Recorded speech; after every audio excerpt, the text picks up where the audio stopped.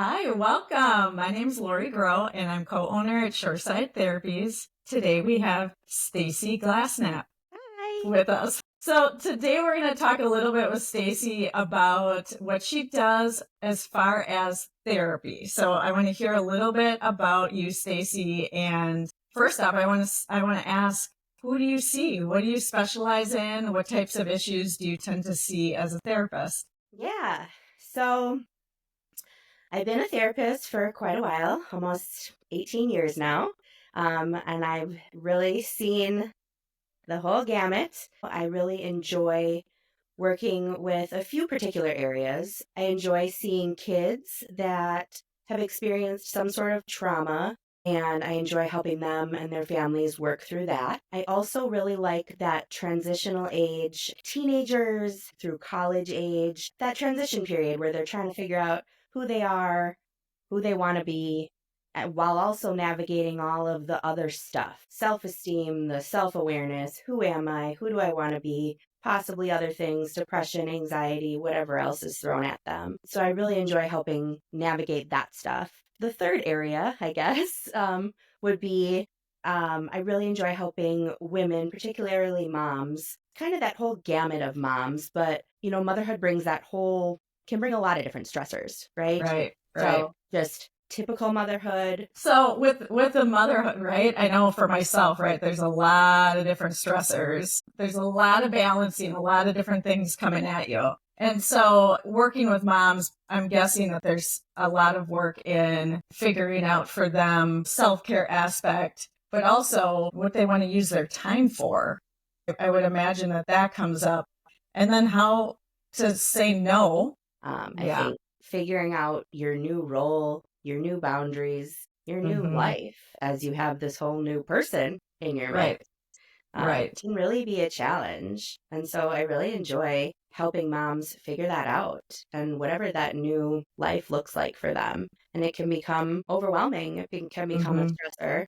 And I also really like working with moms that have even an additional stressor of potentially like a medically complex child, because that can bring a whole new gamut of stressors into the mix that usually is unexpected. And so I've found myself really enjoying helping moms navigate that as well. Yeah, I would imagine that that would be bringing in a whole another set of things with that Mhm. experience of resources that you might not be aware of. I mean, that's just one portion of it, and how you're experiencing a child that you had expectations for one thing, but something else either happened or um, they were born in a particular way. And we never get like a play-by-play playbook. I mean, they have books out there for They us. do, but the books don't always go with the child you're given. Yes. But, Yes. I found that personally and professionally. You don't always respond to what child you're given in the same way also. And so learning to navigate that and how you feel about things and how your partner feels about things or your support system or your lack of support system, how you navigate that. Challenges, the complications, the stressors, the things that you're going to have to figure out. Helping someone in the therapy environment with that has really been a passion of mine too. Yeah, I could see that. And I can see too of like how complex it is. And I think sometimes we're looking at even like Googling like what to do, right? Like if something comes up and like, what am I supposed to say or do in this situation? It can be overwhelming. And we think sometimes, I know I do as a mom, that it has to be a certain way or you're not a good mom. And the Yeah. reality is that can be a hard thing to shed. Say, like, this is what I think is the best thing for my kid in this situation. And having somebody you can talk to through that is Yes. huge. Definitely.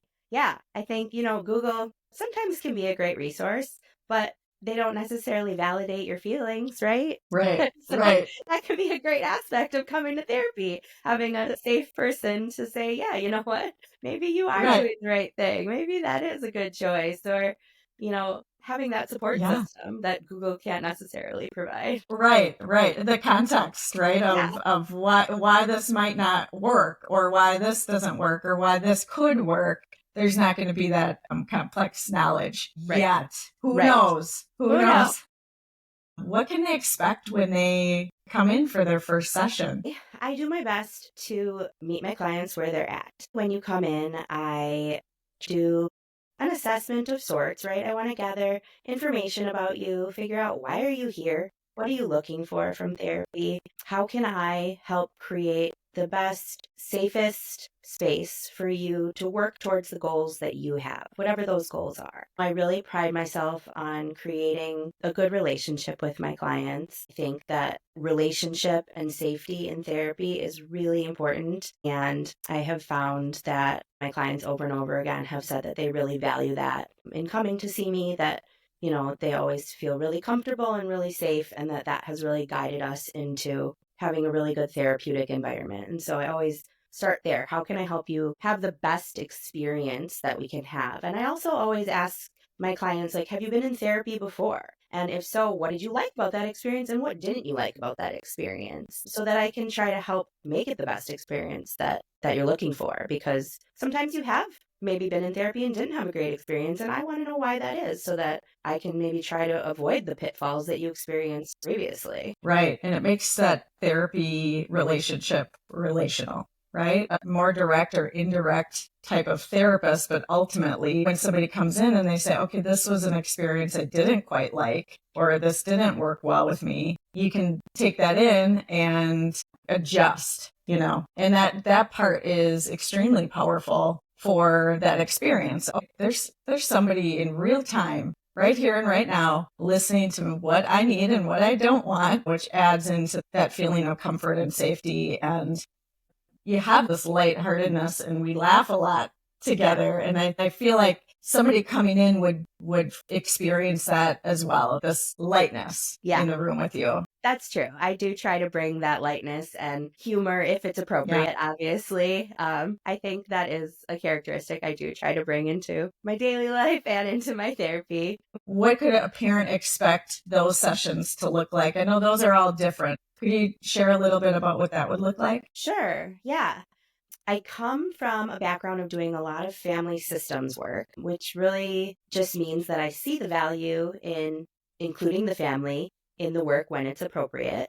I also definitely see the value in having those individual sessions with the child. So once I figure out what the child's needs are and what we're working towards, I would create a plan with the parent that would include some sessions that include them and some sessions that would be just individualized with the child. I really enjoy using some specialized techniques for trauma like sand tray therapy and trauma-focused CBT. Especially with trauma-focused CBT, there is like a parental component that can be important in working on that modality. I try to include the family when it's appropriate and try to do those individualized sessions when I think they're going to be the most beneficial. I like that combination because I do think a lot of times parents do want to be a part of it, but then also give the space. And I feel like that is parenting in general, right? Like I want to be a part of it, but then you get your own thing, and then I want to be part of it, and I like that back and forth, and that it's not just solely one way. Goes with that individualized care. Yeah, I agree. And also, kids can be unpredictable, and some days they walk into your office and they might not want to meet with you by themselves, and that's okay.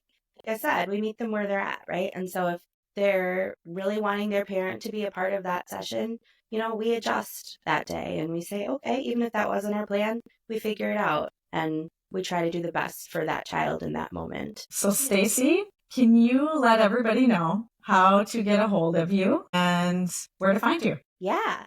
So I think the best way to find me would be to go to the Shoreside website. You can find me on there, and my contact information is on there. Probably the best way to contact me would be to email me, but I also have a phone number that you can reach me on as well, and I would love to hear from you.